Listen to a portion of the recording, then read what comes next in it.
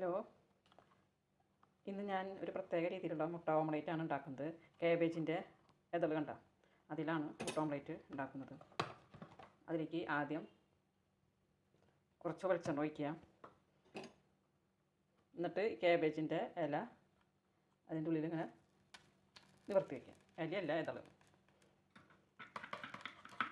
എന്നിട്ട് മുട്ട, ഉള്ളി, പച്ചമുളക്, ഉപ്പിട്ട് മിക്സ് ചെയ്തതാണ്, അത് ഇതിലേക്ക് ഒഴിക്കുക. കണ്ടോ, ഒരു വെറൈറ്റി മുട്ട ഓംലേറ്റാണ്. ഇതിലേക്ക് ഒഴിച്ചിട്ട് അടച്ച് വയ്ക്കുക. അടച്ച് വെച്ച് ഓംലേറ്റ് എന്തായി നോക്കാം. 10 മിനിറ്റ് സിമ്മിലിട്ടിട്ടുണ്ടായിരുന്നു കാബേജിൻ്റെ. കണ്ടാ, ഹായ് നോക്കിയേ, നല്ല ഭംഗിയിൽ വന്നിട്ടുണ്ട് മുട്ട ഓംലേറ്റ് കാബേജിൻ്റെ. കണ്ട, എന്ത് ഭംഗിയാ, ഒരു വെറൈറ്റി മുട്ട ഓംലേറ്റ്. നല്ല ഭംഗിയുണ്ട് കാണാനായിട്ട്. ഞാൻ നമുക്കെടുക്കാം.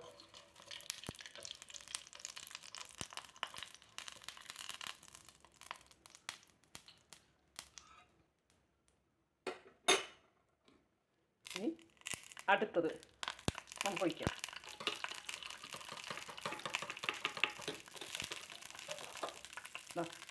അടുത്തത് ഒഴിക്കാം.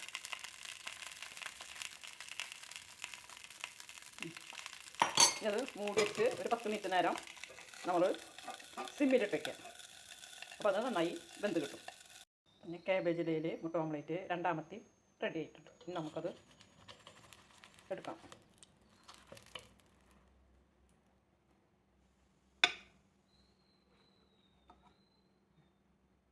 ഇത് കണ്ടില്ലേ, ഇത് കണ്ട, അങ്ങനെ 2 ഓംലേറ്റും റെഡി ആയിട്ടുണ്ട് കാബേജ് ഇലയിൽ.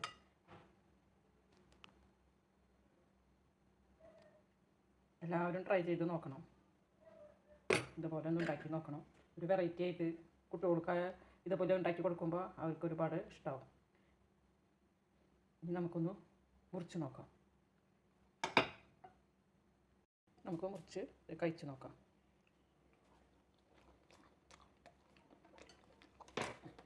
നല്ല ടേസ്റ്റ് ഉണ്ട്.